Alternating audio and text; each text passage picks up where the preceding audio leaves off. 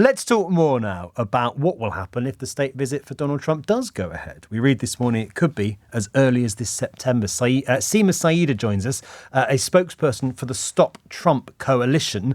Seema, I won't bother asking your thoughts on the state visit. I can imagine what you've got to say about that. If it does go ahead, what will you do? Morning.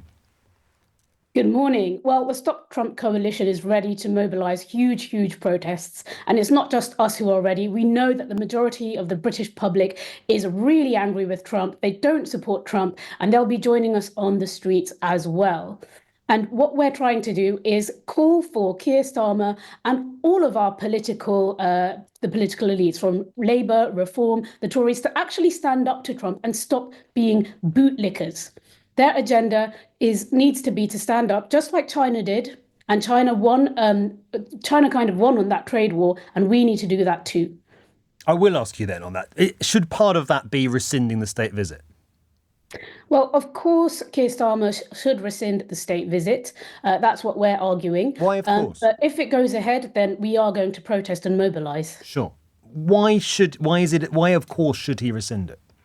Well, firstly, the only reason he offered that state visit was because he thought he was being clever and he was going to get some concessions from Trump. And actually, we didn't get any such concessions. For instance, the tariffs that we had, they were created by a mathematical formula based on our trade, the US trade deficit with our country. Sure. So these concessions make no effect. And what Starmer needs to do is show that we are not having Trump's imperialist agenda. What Trump is doing is showing the brutal and savage face of US empire that many people across the globe have been aware of for decades. And he's showing that to people like in Canada, like in Greenland. And those tariffs are having a huge impact on our manufacturing sector, on ordinary people's lives, like people in the Midlands and in the Northeast, which is where our manufacturing sector is concentrated. But does the fact that sorry to interrupt, but does the fact that he's been democratically elected, including on a platform promising to do many of the things you're talking about, this was no secret that he was going to do this,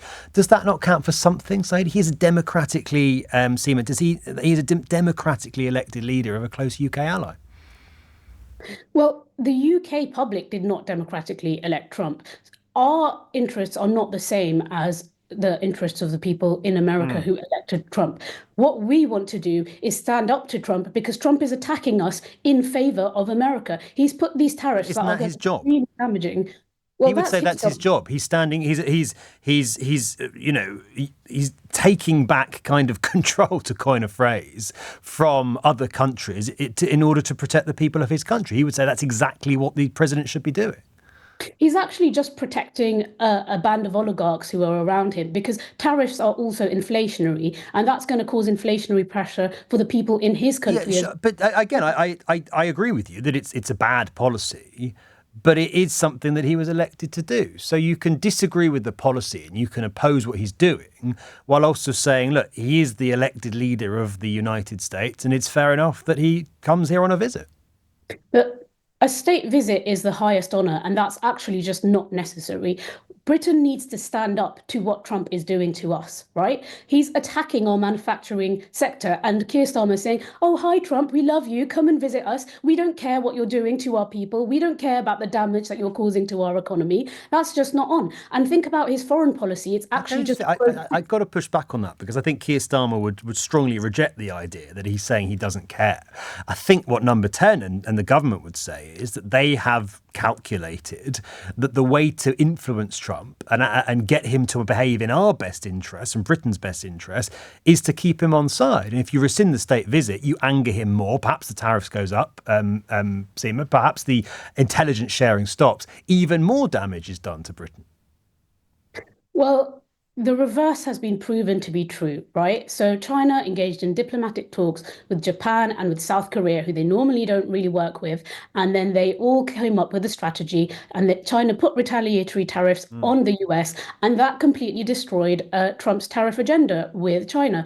The UK... No, he just increased them even more. That proves my point, that if you try and take him on, he just ratchets up the threats. No, he didn't. He paused tariffs for 90 days, and he took away the tariffs on electronic chips for China, because actually it was... He hasn't paused the tariffs on China, though. He has paused tariffs on certain But electronic. China is one of the few countries that still has hugely eye-watering tariffs on it, which isn't surely evidence that actually China's approach compared to others has failed. He has paused certain tariffs on certain goods that are essential to create things like iPhones and laptops.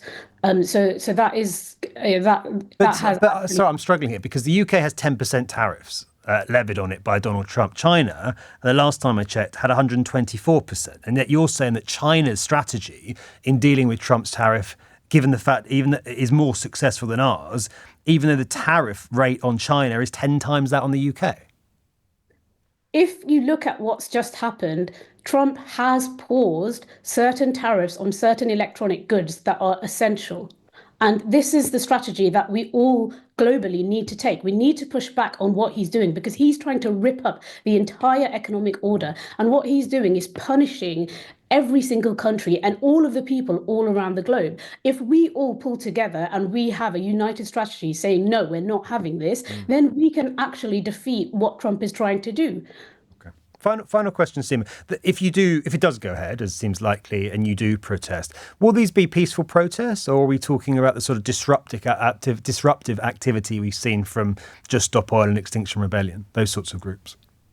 Just to say, Just Stop Oil and Extinction Rebellion were also doing peaceful protests. Yes, that's a fair point. I mean, will it be a march to the streets of London, or will you be trying to sort of sit down on motorways to stop the president getting to Windsor Castle? At the moment, this is going to be a march. It's going to be a big and broad and inclusive protest. And also, the protest itself is not just the coalition that makes the protest happen. It's people and groups who want to join the protest. Okay. And everyone can be spontaneous. If people are thinking of coming to the protest, why not create something creative? Think about making a huge float or making something interesting that could get in the headlines. Just to be clear, you'll be protesting against the visit, but you won't be trying to disrupt it. Well, the point of protest is to be disruptive, right? We are going to be marching, and that does disrupt things because roads get closed off. Sure, but you're not going to try and disrupt the visit itself. No, we're doing a protest, right? Understood. Really interesting. Seema, thank you very much indeed for coming on. Seema Syeda, Stop Trump Coalition spokesperson. A lot of people will agree, I think, with what Seema's saying. We need to be tougher. We need to stand up to Trump more than we are.